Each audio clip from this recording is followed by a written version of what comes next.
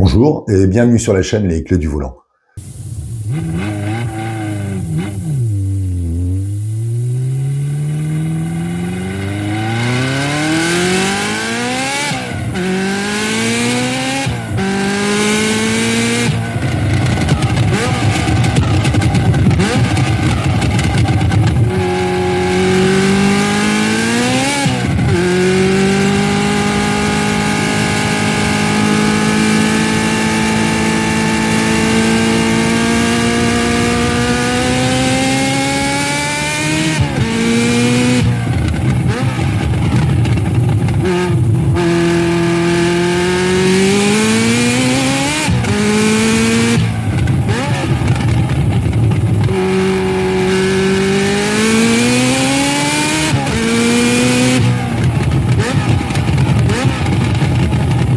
Aujourd'hui, je vais vous parler de la Ferrari F40, vous raconter son histoire, et en fin de vidéo, nous ferons un point presse d'époque.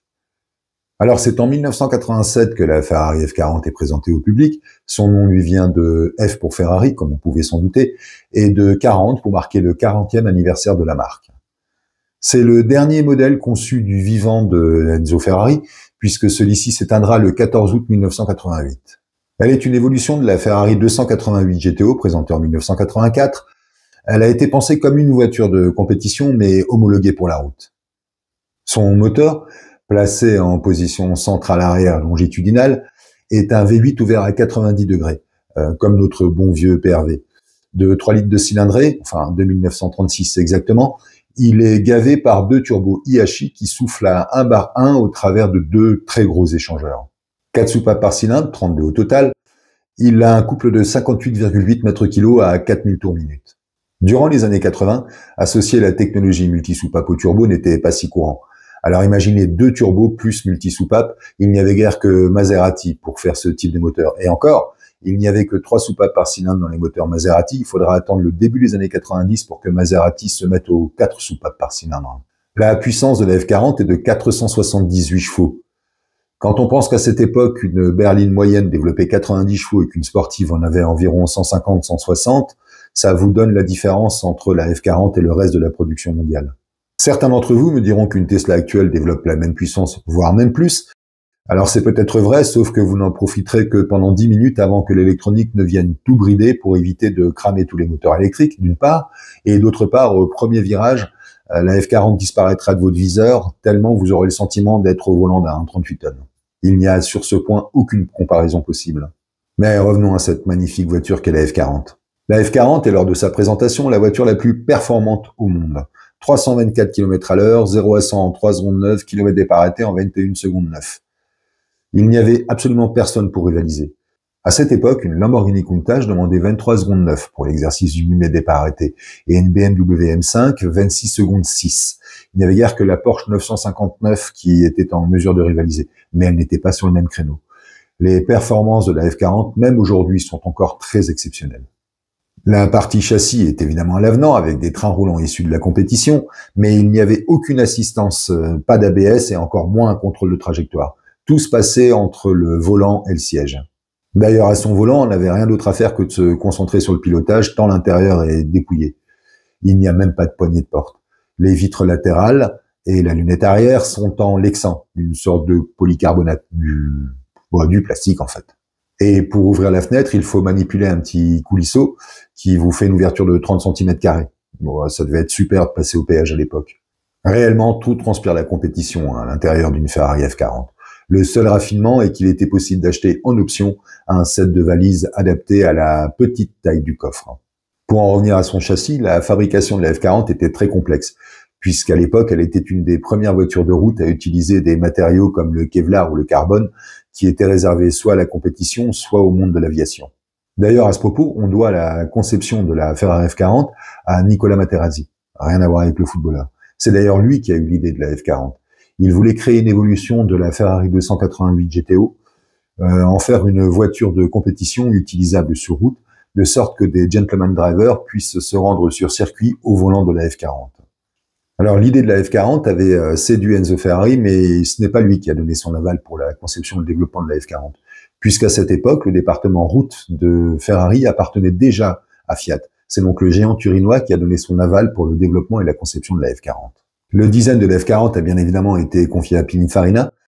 C'est ce centre de style qui a signé la plupart des chefs-d'œuvre de Ferrari. Et la F40 est due au coup de crayon de Pietro Carmadella.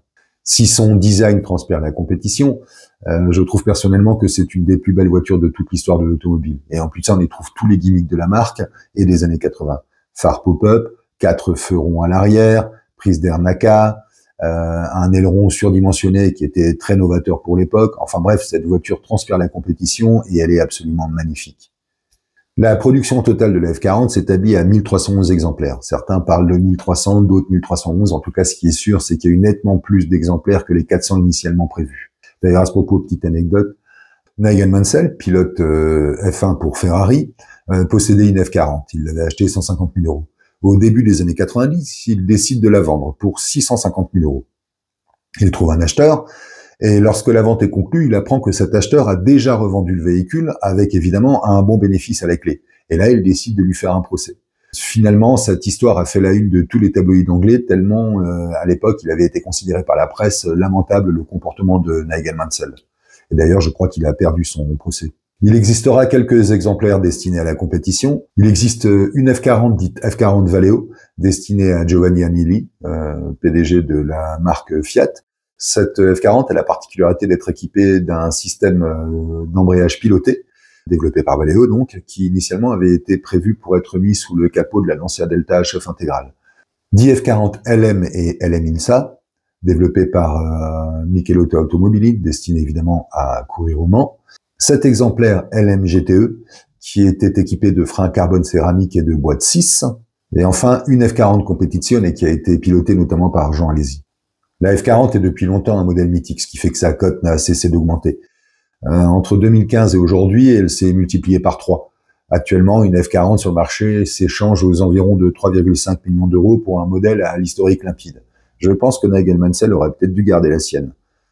Avant de passer au point presse, pensez à vous abonner, à activer la cloche et liker cette vidéo. D'une part, moi, ça me motive à vous créer du contenu et évidemment, ça aide aussi au référencement de la chaîne. Merci à vous tous. Alors, j'ai en main un hors-série de l'Action automobile de 1988, et c'est d'ailleurs la F40 qui fait la couverture. Voici ce qu'ils en disent. Le testament. À l'instar de la 959 de Porsche, la F40 aurait pu être pour le groupe Fiat une vitrine technologique de la fin du XXe siècle. Bien au contraire, elle tourne délibérément le dos à toutes les techniques modernes issues de l'électronique. Elle se veut l'achèvement suprême d'une conception classique. La F40 est un message plein de nostalgie du Commendatore, son dernier chef-d'œuvre.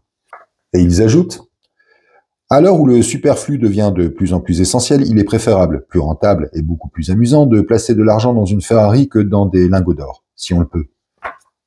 Alors pour les lingots d'or, on peut en discuter, tant il est vrai que les cours ont explosé ces derniers temps. J'ai également un autorétro de 1999 qui consacre un article à la F40. Voici leur conclusion. En résumé, ce fougueux pur sang possède un tempérament sauvage qui se révèle passionnant à mater, mais trahit un concept hybride. Trop lourde pour briller sur circuit, trop fatigante pour envisager voyager. La F40 est un merveilleux jouet dont seules les mains expertes pourront exploiter à fond le formidable potentiel. Voilà, je crois que tout est dit. Cette vidéo touche à sa fin, j'espère qu'elle vous aura plu, que vous aurez appris 2-3 petites informations intéressantes sur la Ferrari F40.